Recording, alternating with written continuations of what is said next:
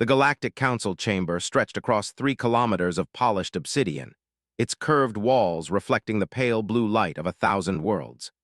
Representatives from 47 species sat in their designated sections, their various forms of communication creating a symphony of clicks, whistles, and electromagnetic pulses that the universal translators converted into coherent discussion. Ambassador Zethkai of the Hegemony stood at the central podium, his crystalline exoskeleton catching the light as he gestured toward the holographic display. The image showed a small blue-green planet rotating slowly in the void, unremarkable except for the yellow star that warmed it. "Fellow counselors," Zethkai's voice resonated through the chamber's acoustic systems, "we gather today to address the human problem. For 2 centuries, we have watched this species with growing concern. They have refused every offer of integration into our peaceful collective. They reject our guidance, our wisdom, our very generous terms for planetary management." A ripple of agreement passed through the assembled delegates. The insectoid Vrex clicked their mandibles in approval, while the gaseous Nethrians pulsed with supportive colors. Only the section reserved for Earth's representatives remained conspicuously empty. "The humans," continued Zethkai, "persist in their barbaric ways. They wage wars among themselves. They pollute their atmosphere. They consume resources at unsustainable rates. Most disturbing of all, they show no signs of evolving beyond their primitive aggressive tendencies." Councillor Muratheshan of the Aquatic Dominion raised a tentacled appendage. Her translator converted her complex pheromone signals into words. "Ambassador Zethkai speaks truth. My scouts report that humans have developed weapons capable of destroying their entire planet multiple times over. They call them nuclear arsenals and keep them pointed at each other like savages brandishing clubs." "Indeed," Zethkai nodded. "Which brings us to today's vote. The hegemony proposes immediate intervention. We have developed a humane solution to the human crisis. Our bioengineers have created a pacification virus that will modify human aggression centers in their brains. Within 1 generation, humanity will be peaceful, compliant, and ready to join galactic civilization as productive members." The chamber erupted in discussion. Some species voiced enthusiastic support, others raised concerns about the ethics of forced genetic modification. The debate continued for hours, with various counselors presenting evidence of human violence and environmental destruction. High Arbiter Quendel, an ancient being whose species had mediated galactic disputes for millennia, finally called for order. His mental projections carried the weight of absolute authority. "The evidence is clear. Humanity represents a threat not only to themselves but potentially to galactic stability. However, our laws require that we offer one final opportunity for voluntary compliance." "With respect, High Arbiter," Zethkai interjected, "we have made countless offers. The humans ignore our communications or respond with crude defiance.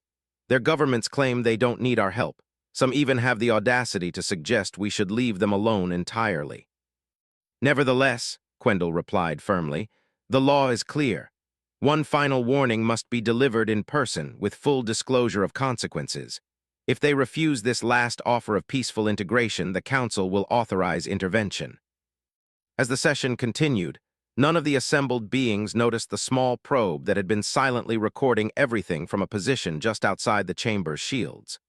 The device, no larger than a grain of sand and incorporating technology that shouldn't have existed on a primitive world, completed its mission and began the long journey back to Earth. Dr. Sarah Chen sat in her office deep beneath the Swiss Alps, surrounded by screens displaying data streams from across the galaxy. The walls around her hummed with the power of quantum processors and exotic matter manipulators that officially didn't exist. She sipped her coffee and watched as the probe's transmission came through the hidden relay network. "Aria, decode and analyze," she said to the empty room. "Decoding complete, Dr. Chen," replied a voice that seemed to come from everywhere and nowhere. "The Galactic Council has voted to proceed with forced pacification of humanity. Timeline suggests implementation within 6 standard months." Sarah leaned back in her chair and allowed herself a small smile. After all these years, they finally made their move. How many council members voted in favor? 43 of 47 species supported intervention. The Cronan Empire, Stellar Confederacy, and 2 smaller systems abstained. No votes were cast against. "Interesting, and they still believe we're a primitive species." "Affirmative. Council intelligence reports consistently classify human technology as approximately 2,000 years behind current galactic standard. They appear to have no knowledge of our true capabilities. Sarah stood and walked to the massive view screen that dominated the far wall. With a gesture, she activated it, revealing a view that would have shocked the Galactic Council into silence. Stretching before her was the largest construction project in human history, a battle station the size of Earth's moon, its hull gleaming with armor forged from compressed neutron matter and weapons that could crack planets. Arya, initiate Protocol 7. Begin recall of all deep space reconnaissance fleets. It's time the galaxy learned what humans are really capable of when we stop pretending to be the helpless primitives they think we are. Dr. Chen, Arya's voice carried a note of curiosity that shouldn't have been possible in an artificial intelligence. Are you certain this is the optimal response? Perhaps negotiation. They want to lobotomize our entire species because we won't kneel and beg for their approval, Sarah interrupted. They've watched us for 2 centuries and learned nothing about who we really are. They see war and aggression, but they miss the determination and innovation that drive us to protect what we love. She turned back to the screens showing peaceful Earth cities, completely unaware of the threat gathering against them. The galaxy is about to discover that there's a difference between being primitive and being underestimated. Humanity has been preparing for this day since we first detected their surveillance networks. Now they'll learn why predators evolved to become the dominant species on our world. Understood, Dr. Chen. All protocols are now active. Deep space fleets are acknowledging recall orders. Estimated arrival time at staging areas is 72 hours. Good, and Arya, send a message to Director Martinez at Luna Base. Tell him it's time to activate the Sol defense grid. If the galaxy wants to see human aggression, we'll give them a demonstration they'll never forget. As Sarah returned to her work, coordinating humanity's response to the alien threat, she couldn't help but think about the irony. The Galactic Council saw humans as violent primitives who needed to be controlled for everyone's safety. They had no idea that humanity had been peaceful for the past 2 centuries precisely because they had been watching. Every war, every conflict, every act of apparent barbarism had been carefully orchestrated theater, designed to maintain the illusion of a young, fractured species, while humanity secretly developed technologies that would have terrified even the most advanced galactic civilizations. The Council thought they were dealing with savages. Soon, they would discover they had awakened something far more dangerous, a species that had spent 2 centuries preparing for war while convincing their enemies they were too primitive to be a threat. Earth's final warning was about to be delivered, and the galaxy would never be the same. Ambassador Zethkai felt the familiar tingle of matter transportation as he materialized in the designated coordinates above Earth. His diplomatic vessel, a sleek craft designed to project the hegemony's technological superiority, hung in space at what his navigation systems identified as a safe distance from the primitive planet below. Curious, he murmured to his aide, a younger hegemony official named Velter. Our sensors detect no orbital defenses, no space-based infrastructure beyond those crude satellites we've observed for decades. How can a species survive so long in space without even basic protection? Perhaps they are too primitive to understand the dangers, Ambassador, Velter replied, consulting his data tablet. Our xenobiologists theorize that humans may lack the cognitive capacity to grasp concepts beyond their immediate planetary environment. Zethkai activated the ship's communication array, broadcasting on all human frequencies. People of Earth, this is Ambassador Zethkai of the Galactic Hegemony, speaking on behalf of the 47 civilized species of the Galactic Council. We come with a final offer of peace and integration into galactic society. The response came faster than expected, surprising him with its clarity and sophistication.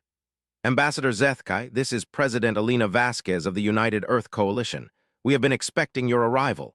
Please proceed to coordinates 40.7128 north, 74.006 west, altitude 10,000 meters. A delegation will meet you there. Expecting us, Velter whispered. How could they know we were coming? Zethkai ignored his aide's confusion and guided their ship toward the specified coordinates. As they descended through Earth's atmosphere, he noted the planet's apparent tranquility.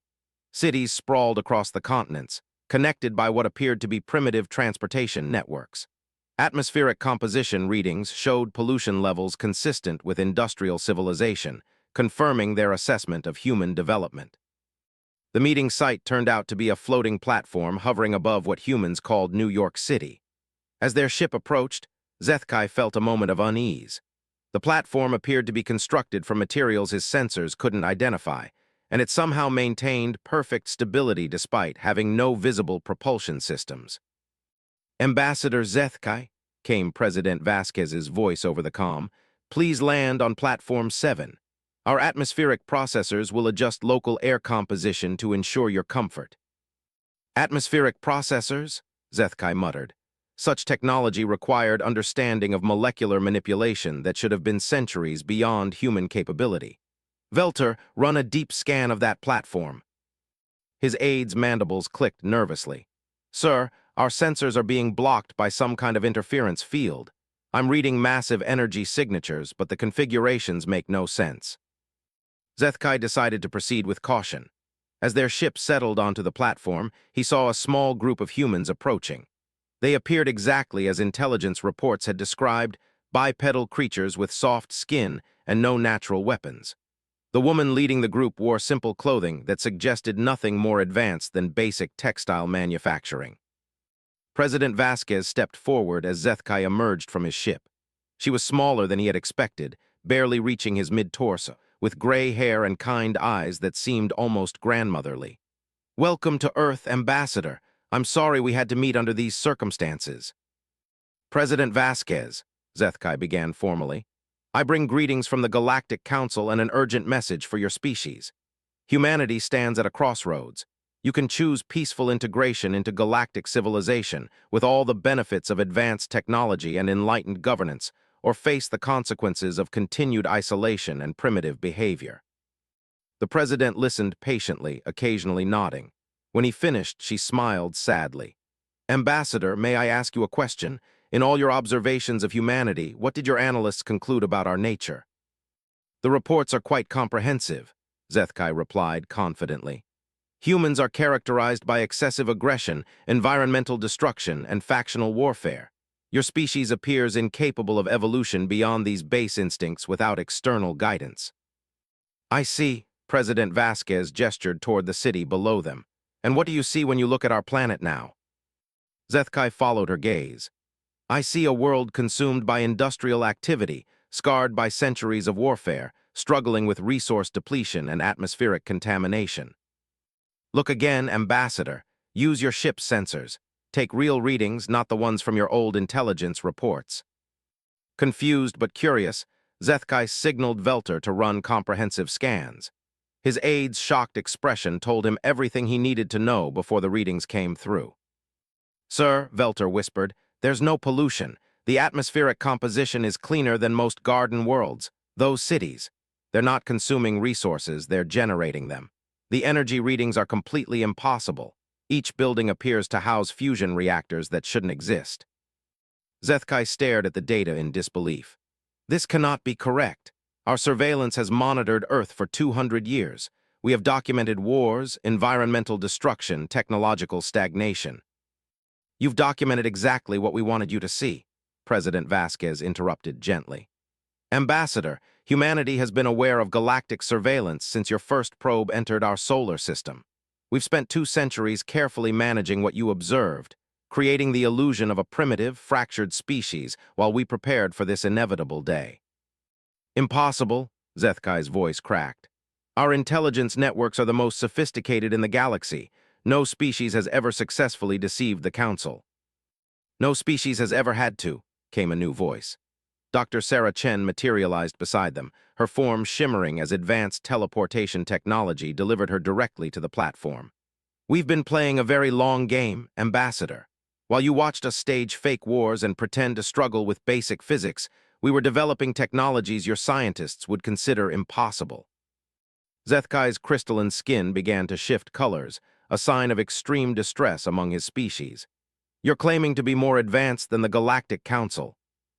"Not more advanced," Sarah corrected. "Differently advanced. You see, your civilization achieved peace through conquest and compliance.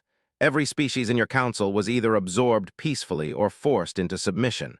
You've never encountered a species that chose to appear weak while secretly growing strong. This is preposterous, Zethkai protested. Your own planet shows signs of warfare, environmental damage, resource conflicts. Holographic projections and careful staging, President Vasquez explained. We needed you to see exactly what you expected to see. A species obsessed with conquest, locked in eternal conflict, too primitive to be a threat. Meanwhile, our real cities exist in dimensional pockets, our true fleets patrol dark space beyond your sensor's range, and our actual population lives in post-scarcity harmony you couldn't imagine. Velter was frantically working his data tablet, running scan after scan. Ambassador, I'm detecting massive structures beneath the planet's surface, energy signatures that dwarf our most powerful installations. And sir, there are ships. Thousands of them, hidden behind some kind of cloaking technology that makes them completely invisible to our sensors. Ships, Zethkai's voice was barely a whisper. Sarah smiled, and for the first time, Zethkai noticed that her kind expression carried something else beneath the surface. Something that reminded him of the apex predators on his homeworld, right before they struck. Ambassador, let me ask you something. When your council decided to forcibly pacify humanity, did anyone consider what might happen if you were wrong about us? Did anyone wonder what a species might become if it spent 2 centuries preparing for war while convincing its enemies it was too weak to fight back? Above them, the sky began to shimmer. One by one, massive shapes became visible, their cloaking fields deactivating in perfect synchronization. Vessels that dwarfed the largest council dreadnoughts hung motionless in Earth's atmosphere, their dark hulls reflecting the sunlight like mirrors made of compressed starlight. Sweet gravitational forces, Velter breathed. How many ships are there? Just Earth's defensive fleet, Sarah replied casually. Would you like to see our actual navy?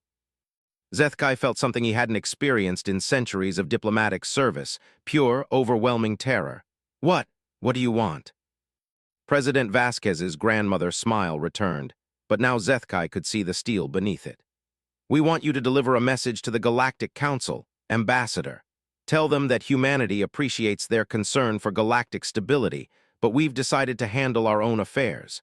If the Council attempts to implement their pacification program, they'll discover that predators make very poor victims. And if they refuse to listen? Sarah stepped closer, and Zethkai found himself backing toward his ship despite being twice her size. Then they'll learn why evolution favored the hunters over the hunted on our world. Humanity has been peaceful for 2 centuries, Ambassador. We've had time to think, to plan, to prepare. If the Council wants to see human aggression, we'll give them a demonstration that will make their worst nightmares seem like pleasant dreams. As Zethkai retreated to his ship, he realized that everything the Council thought they knew about humanity was wrong. They weren't dealing with primitives in need of guidance. They had awakened something far more terrifying than any warrior species the galaxy had ever produced, predators who had learned to think. The Galactic Council chamber had never seen such chaos. Ambassador Zethkai stood at the central podium, his crystalline exoskeleton flickering through colors that indicated extreme distress as he attempted to deliver his report.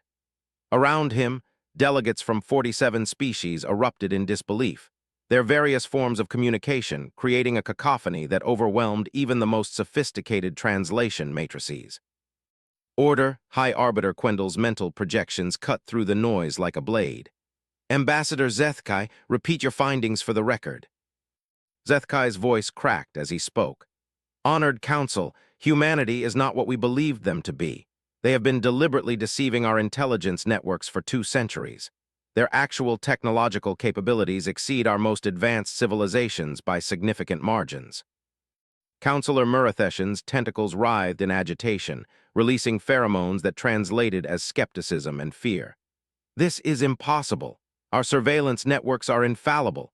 No species has ever successfully deceived the Council. That's exactly what they said, Zethkai replied, his form still cycling through distressed color patterns. The humans claimed no species has ever needed to deceive the Council because every other race either joined willingly or was conquered. Humanity chose a third option. They pretended to be weak while secretly becoming strong. General Voxrin of the Cronin Empire, whose species had abstained from the pacification vote, leaned forward in his powered armor. Explain their capabilities. What did you observe? Ships, General, thousands of them, each one larger than our greatest dreadnoughts. They materialized from nowhere, completely invisible to our sensors until they chose to reveal themselves. Their technology appears to manipulate space-time itself. Zethkai's aide, Velter, stepped forward with a data crystal. These are the sensor readings from our encounter. The crystal's contents projected into the chamber's center, showing vast vessels hanging in Earth's atmosphere like sleeping giants. The assembled delegates fell silent as the impossible energy signatures scrolled past their vision. "This data is fabricated," declared scientist Prime Kethmer of the research collective. "No species could develop such technology without our knowledge. Our monitoring systems would have detected the energy signatures of such advanced research." "They hid their cities in dimensional pockets," Zethkai explained desperately. "Everything we observed was holographic projection and careful staging. Their real civilization exists in spaces we cannot detect." High Arbiter Quendel's ancient mind processed this information with growing unease. "Ambassador, did the humans make any demands, issue any threats?" "They called it a message." Zethkai's form shimmered as he recalled the encounter. "Humanity appreciates our concern for galactic stability, but they've decided to handle their own affairs. If we attempt pacification, we'll discover that predators make poor victims." "Predators," General Voxrin repeated slowly. "They used that specific term." "Yes, and something else. They said if we want to see human aggression, they'll give us a demonstration that will make our worst nightmares seem like pleasant dreams." The chamber erupted again, species after species demanding explanations, calling for immediate military action or suggesting desperate attempts at negotiation. Through it all, Quendel remained silent, his ancient consciousness working through implications that terrified him. Finally he spoke. "General Voxrin, your species abstained from the pacification vote. Why?" The Cronin warrior's mechanical voice carried a note of grim respect. "Because we recognize the scent of apex predators, High Arbiter. The Cronin Empire has survived for millennia by understanding that some fights are better avoided. We saw something in humanity that reminded us of ourselves before we learned wisdom through conquest." "You believe Ambassador Zethkai's report?" "I believe humanity has been playing a game none of us understood. The question now is whether the Council is wise enough to accept the message they've sent, or foolish enough to test whether their threats are genuine." Councillor Muratheshan's bioelectric fields pulsed with anger. "The aquatic dominion will not be intimidated by primitive threats.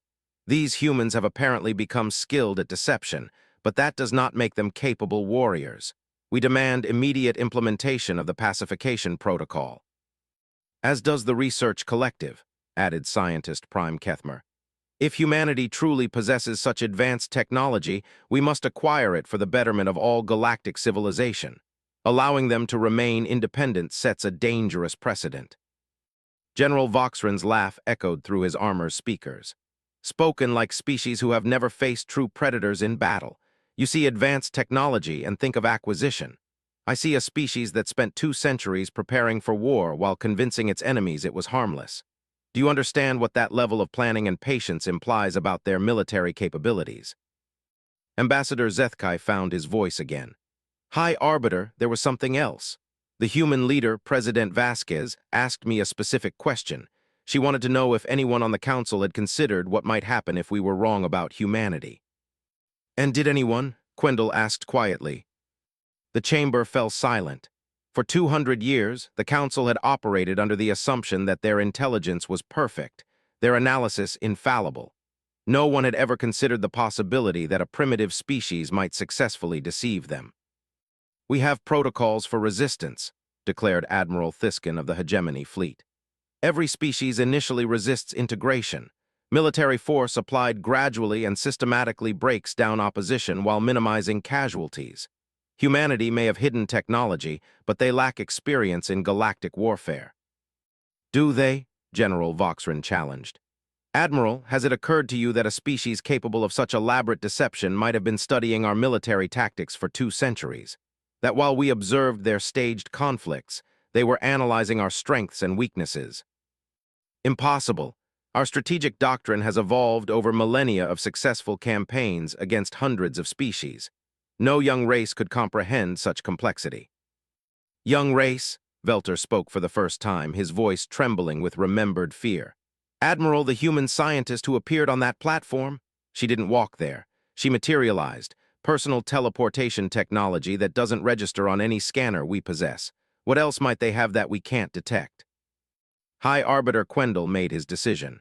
The Council will vote, all in favor of proceeding with pacification despite this new intelligence. The vote split the chamber. The Hegemony, Research Collective, and Aquatic Dominion led 24 species in favor of proceeding. 18 species, primarily those with recent memories of conquest or resistance, voted against. 5 species, including the Cronan Empire, abstained. The motion carries, Quendel announced, though his mental projections carried deep misgivings. Admiral Thiskin, you are authorized to begin pacification operations. However, I strongly recommend extreme caution. Understood, High Arbiter. The Hegemony fleet will demonstrate to these humans that deception is no substitute for genuine military power. As the council session ended and delegates began filing out, General Voxran approached Ambassador Zethkai privately. Ambassador, the human scientist who demonstrated teleportation technology. Did she appear concerned about our military capabilities? Zethkai's crystalline form shimmered as he remembered. No, General, she appeared amused, as if she found something entertaining about our threats. That's what I feared, Voxran replied grimly. The Cronan Empire will be withdrawing our fleets to defensive positions around our core systems. I suggest you recommend the same to your leadership. Why, we outnumber them thousands to one. Our combined fleets represent the military might of 47 civilizations. Because, Ambassador, when predators stop pretending to be prey, the first thing they do is hunt. As news of the Council's decision spread through the galaxy, defensive preparations began in earnest among the species that had abstained from the vote. Meanwhile, the species that had voted for war began gathering their fleets, confident that superior numbers and experience would quickly overcome whatever surprises humanity might reveal. None of them noticed the small objects that appeared in their space, objects that looked like asteroids or space debris, but quietly began scanning defensive positions and fleet movements. Humanity's 2 centuries of preparation had included the development of intelligence networks that made the Council's surveillance system look primitive by comparison. Earth was about to show the galaxy that there was a difference between being watched and being hunted. Admiral Thiskin stood on the bridge of the Hegemony dreadnought Eternal Dominion, watching as the largest fleet in galactic history assembled around him. 732 capital ships from 24 species floated in perfect formation, their combined firepower capable of sterilizing entire star systems. The sight should have filled him with confidence, but Ambassador Zethkai's report continued to gnaw at his thoughts. Admiral, called his tactical officer, all fleet elements report ready for dimensional transit to the Sol system. Estimated arrival time at target coordinates is 6 hours. Excellent, Commander. Signal all vessels to begin the jump sequence. Thiskin turned to address his communications officer. Any response from Earth to our ultimatum? Negative, sir. We've been broadcasting surrender demands for 3 standard hours. Complete radio silence from the human homeworld. Strange, Thiskin mused. Even the most defiant species typically responded with threats or desperate pleas for negotiation. Humanity's silence was almost unsettling. The fleet entered dimensional space, that twisted realm between realities where faster-than-light travel became possible. As they journeyed toward Sol, Thiskin reviewed the battle plan one final time. The operation was designed to demonstrate overwhelming superiority while minimizing actual destruction. A few precisely targeted strikes against military installations, followed by orbital deployment of pacification viruses. Standard procedure that had worked flawlessly against countless other species. Admiral, the sensor operator called out suddenly, I'm detecting anomalous readings in dimensional space. Multiple objects approaching from Vector 77 Mark IV. Impossible. No known species can track movements through dimensional space, let alone intercept vessels in transit. Before the operator could respond, reality tore open around them. Massive shapes emerged from dimensional rifts that shouldn't have been possible to create, let alone navigate. Ships that dwarfed even the largest Council dreadnoughts materialized with impossible precision, their dark hulls drinking in light like cosmic voids. Emergency stations, Thiskin shouted. But his commands were drowned out by the chaos erupting across his bridge as systems began failing in cascade patterns. A new voice filled the bridge, speaking through their communication systems with casual authority. Admiral Thiskin of the Hegemony Fleet, this is Admiral Sarah Chen of the United Earth Defense Force. Your fleet is currently surrounded and outgunned. You have one opportunity to withdraw peacefully. Human ship, you are greatly outnumbered. Stand down immediately or face the consequences of your aggression. Admiral, came the patient reply, please check your tactical displays. Thiskin turned to his tactical officer, whose face had gone pale with shock. Sir, our sensors are detecting over 3,000 human vessels. There, everywhere. Some are larger than space stations.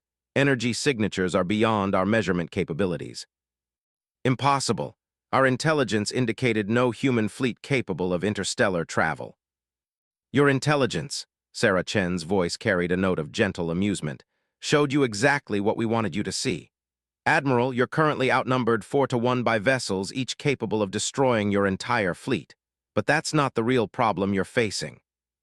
What is the real problem? Thiskin demanded, though he was beginning to suspect he didn't want to know the answer. The real problem is that this is just our local defense fleet. The actual Earth Navy is currently visiting the homeworlds of every species that voted for our pacification. Would you like to speak with them? Before Thiskin could respond, his communication officer's station lit up with incoming signals from across the galaxy. One by one, panicked voices began reporting the impossible. Admiral, this is General Korthax of the Hegemony Home Defense. Unknown vessels have appeared throughout our system. They're not attacking, just watching, waiting. Thiskin, this is Admiral Velquin of the Research Collective. We have massive human ships in orbit around our capital world. They're requesting immediate communication with our leadership. Admiral, came a voice thick with aquatic resonances. Dominion Command reports human vessels surrounding our underwater cities. They claim they're here to discuss terms for our surrender. The reports continued streaming in, each more impossible than the last. Humanity had somehow deployed fleets to 24 star systems simultaneously, appearing without warning in positions that should have taken months to reach. How? Thiskin whispered, staring at the tactical display that showed human ships surrounding his fleet like predators circling wounded prey. 2 centuries of preparation, Admiral, Sarah Chen explained. While you watched us stage conflicts with crude chemical rockets, we were developing dimensional manipulation technology. While you documented our environmental destruction, we were building manufacturing systems that exist outside normal spacetime. Most importantly, while you counted our ships and measured our weapons, we were studying you. Studying us.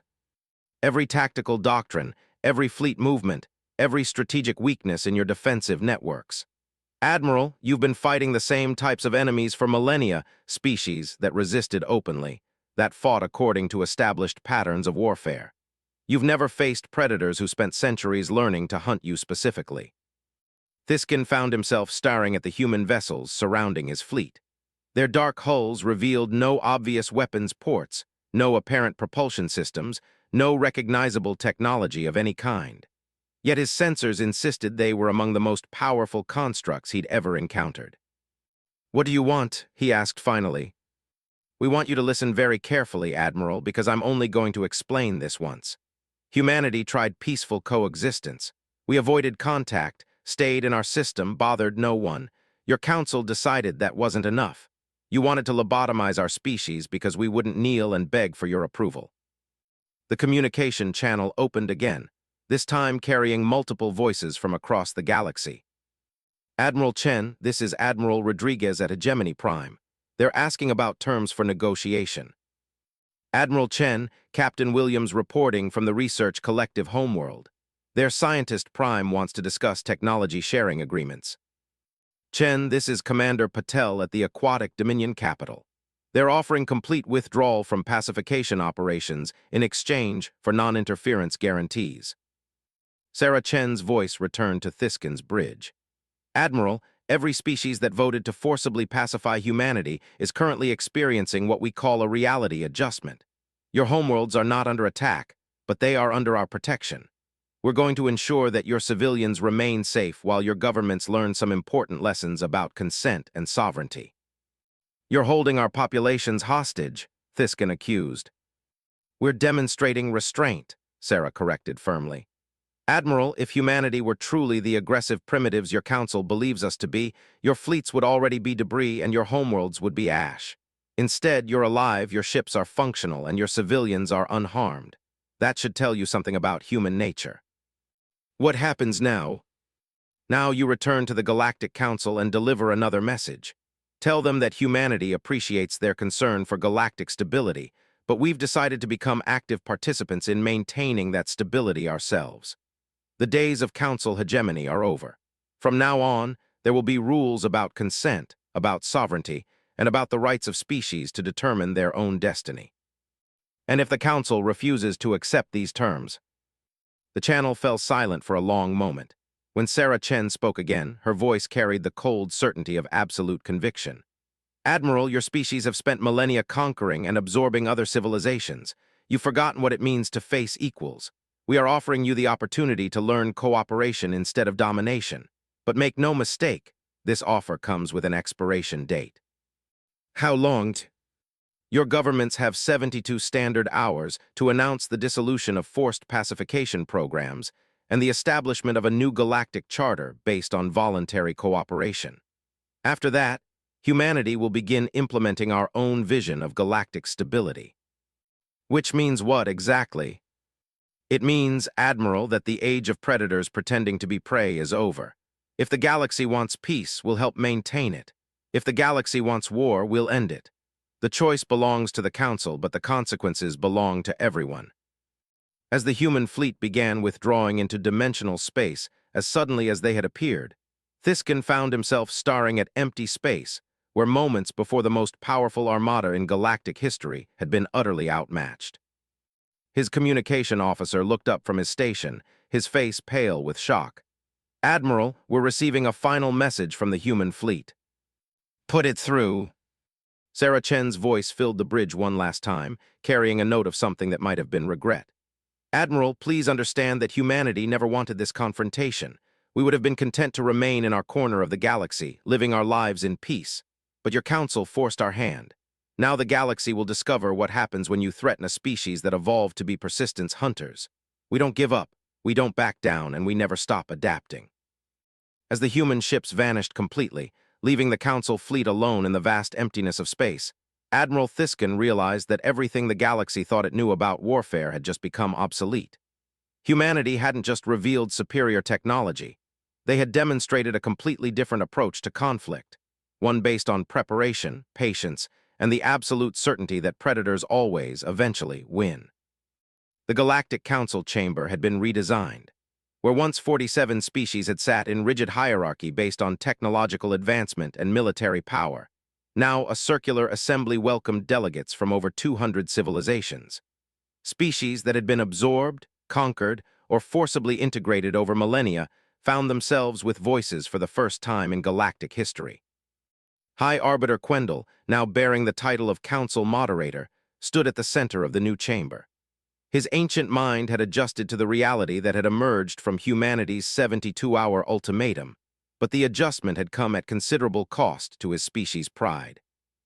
The session will come to order, he announced, his mental projections carrying none of their former authority. Today marks the first anniversary of the Terran intervention and the establishment of the Galactic Sovereignty Charter. Ambassador Sarah Chen of Earth will present the annual stability report. Sarah Chen materialized at the speaker's podium, her casual use of personal teleportation technology no longer shocking the assembled delegates. Over the past year, humanity had shared selected technologies with species that demonstrated commitment to the new cooperative framework, but their most advanced capabilities remained carefully guarded. Thank you, Moderator Quendel, Sarah began, her voice carrying easily through the chamber's new acoustic systems, another gift of human engineering. The past year has seen remarkable progress toward genuine galactic stability. Forced pacification programs have been permanently discontinued. 87 species previously held under Council dominion have been granted full autonomy. Most significantly, we've seen a 67% reduction in interspecies conflict galaxy-wide. A ripple of approval passed through the Assembly, though several delegates from the former Council powers remained visibly uncomfortable with the new order. Ambassador Zethkai, still representing the hegemony but now with greatly reduced influence, raised a crystalline appendage. Ambassador Chen, while the hegemony acknowledges these achievements, we must address the obvious question: when will humanity withdraw its oversight fleets from our systems?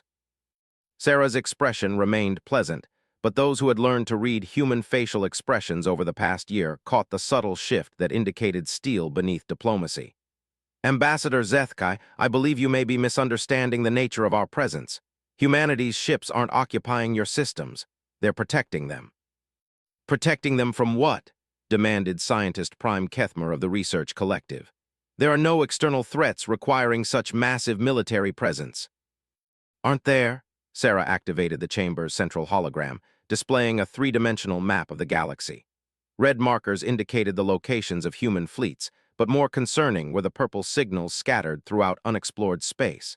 Our deep space reconnaissance has identified 43 previously unknown civilizations beyond the galactic rim. 18 of them demonstrate technology levels that exceed even our own capabilities. The chamber erupted in shocked discussion. For millennia, the Council had believed they had catalogued every significant civilization in the galaxy. Councillor Muratheshan's tentacles writhed with agitation. Why weren't we informed of these discoveries earlier? Because until now, they posed no threat, Sarah explained patiently. Our analysis suggests these civilizations have been observing the galaxy for thousands of years, waiting for the right moment to make contact. The destabilization of Council hegemony appears to have triggered their interest. General Voxran of the Cronin Empire, one of the few former Council species that had adapted well to the new order, leaned forward in his powered armor. Ambassador Chen, are you suggesting these unknown civilizations pose a military threat? Not necessarily a threat, General, but certainly a challenge.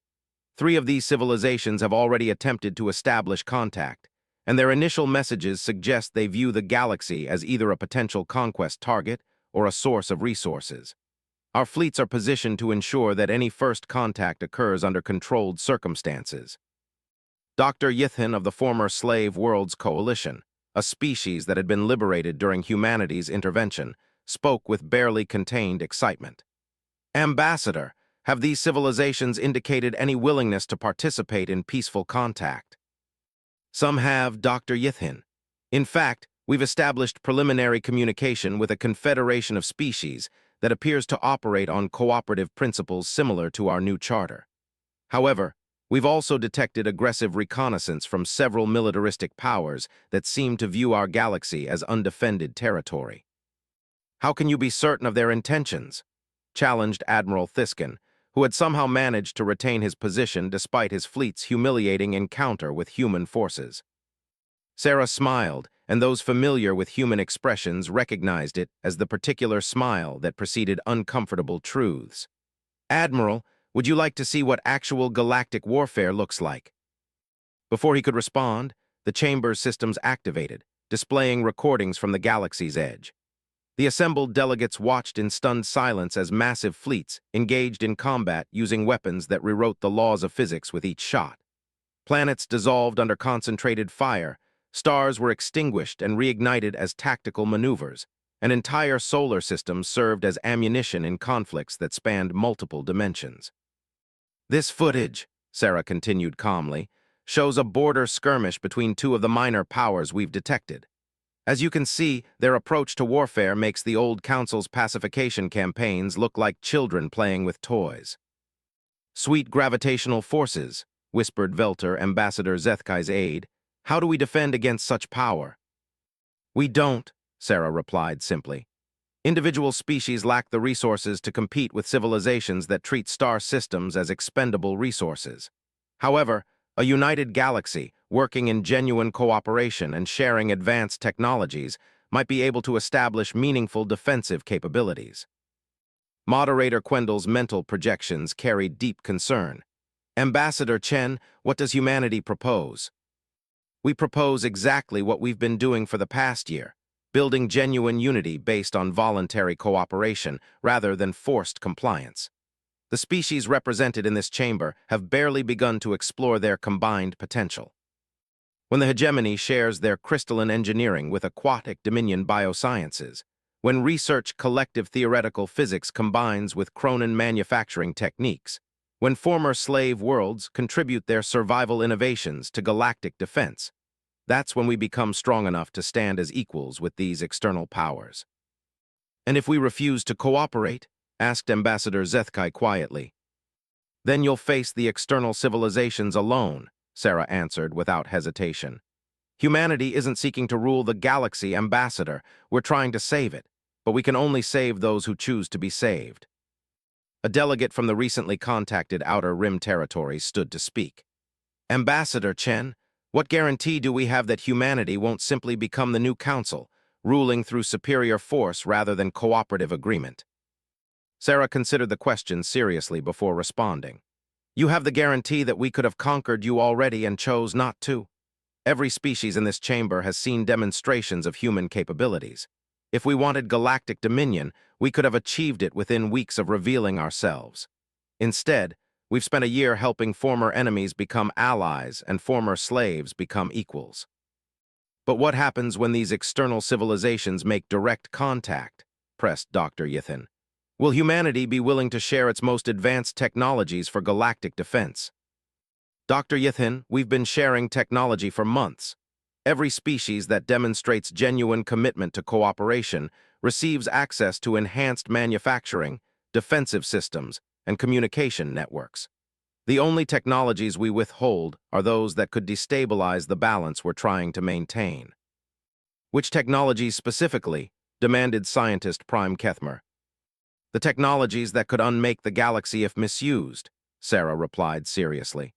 Dimensional warfare capabilities, stellar engineering techniques, temporal manipulation systems, the tools that could turn any conflict into a galaxy-ending catastrophe.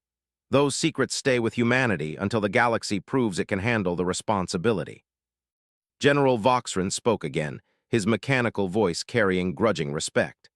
Ambassador, the Cronin Empire formally requests continued human protection and assistance in preparing for external contact. We recognize that our survival may depend on unity. As does the research collective, added scientist Prime Kethmer, though his admission clearly pained him. One by one, the delegates voiced their agreement. Even Ambassador Zethkai eventually acknowledged that the hegemony would accept continued cooperation under the Terran framework. As the session concluded and delegates began filing out, moderator Quendel approached Sarah privately. Ambassador, may I ask you a personal question? Of course, moderator. How long has humanity been planning for this? The external civilizations, the galactic unity, the careful balance of power. This level of preparation suggests planning that spans centuries. Sarah smiled, and for the first time, Quendel saw something almost maternal in her expression. Moderator, when humanity first detected Council surveillance, our greatest fear wasn't conquest or pacification. It was isolation. We were terrified that we were alone in a hostile universe. Learning that the galaxy was full of life but ruled by forced compliance broke our hearts. I don't understand. We spent 2 centuries not just preparing for war, moderator. We were preparing to heal a broken galaxy. Every technology we developed, every strategy we planned, every deception we maintained was designed to reach this moment. A galaxy united by choice rather than force, strong enough to face external challenges, and wise enough to choose cooperation over conquest. And if the external civilizations prove hostile despite your efforts, then the galaxy will discover what humans become when we're protecting something we love. The Council saw our capacity for war. These external powers will see our capacity for absolute, uncompromising defense of our chosen family. As Sarah teleported away, leaving Quendel alone in the empty chamber, the ancient being finally understood the true nature of humanity's gift to the galaxy. They hadn't conquered fear through superior force. They had transformed it into something far more powerful, hope for a future worth fighting for. Beyond the galactic rim, unknown civilizations continued their approach, unaware that the scattered, primitive worlds they had observed for millennia had become something unprecedented in cosmic history. A united galaxy protected by predators who had chosen to become shepherds.